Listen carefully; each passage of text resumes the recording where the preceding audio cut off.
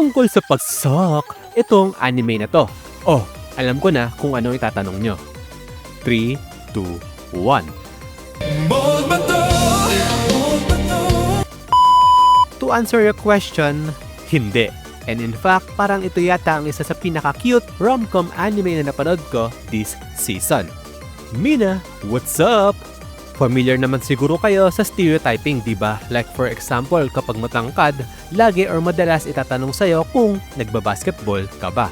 Or kung nakasalamin yung isang tao, automatic matalino agad. At ang mga vampira dapat magaling sumipsip ng dugo. Corny, diba? May expectation agad. Ganyan na ganyan ang dilema ng bida sa anime na pag-uusapan natin ngayon. Ito ang anime na Little Miss Vampire Can't Suck Right. Anime na part sa lineup ng Fall 2025. Imagine a world kung saan yung mga fantasy characters na sa mga children's book nyo lang nakikita like Frankenstein, zombie, elf at iba pa. Tapos, normal lang namumuhay kasama ng mga tao. Isa na sa mga kakaibang creatures na yan si Ishikawa. Siya ay vampira na sobrang inaalagaan yung image niya sa harap ng iba. We all know naman kapag sinabing vampira, may certain characteristic na agad tayong naiisip. Nandyan dapat yung cool sila, then mysterious. So, yan ang mga pinuportray ni Ishikawa kaya di nakakapagtaka na baliw ang lahat sa kanya. Pero, ang hindi nila alam, lahat ng yon ay etchos lang at saksi sino nga to? Ayun, si Otori sa totoong ugali at personality ni Ishikawa. One time kasi na-assign silang dalawa maglinis ng art room. Doon, nakita ni Otori na ang takaw at kalat kumain ni Ishikawa. Plus, wala pa tong ka-manners. Ang explanation dito is laging gutom tong si Ishikawa. Well, hindi naman siguro bago sa atin na kailangan ng mga vampira ang sumipsip ng dugo para mabuhay. Kaso ito ang problema. Hindi kagalingan si Ishikawa na sumipsip ng dugo. Pues, may solusyon dyan si, pangalan na to? Ayun, Otori. Yung bright idea niya, which I'm not gonna blame him, in fact, kahit man ako yun din ang ibibigay na suggestion. Di ko napapalagpasin yung chance na ganito.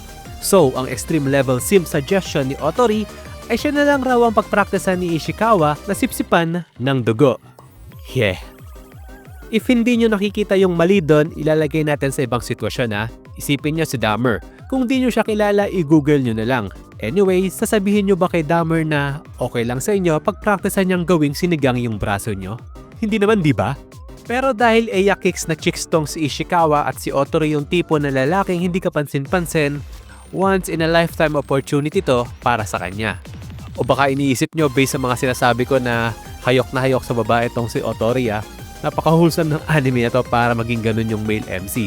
Na-mention ko nga kanina na sobrang cute nitong Little Miss Vampire Can't Suck Right. To be honest, pagka-play pa lang ng opening song nito, I immediately knew na magugustuhan ko tong anime na to.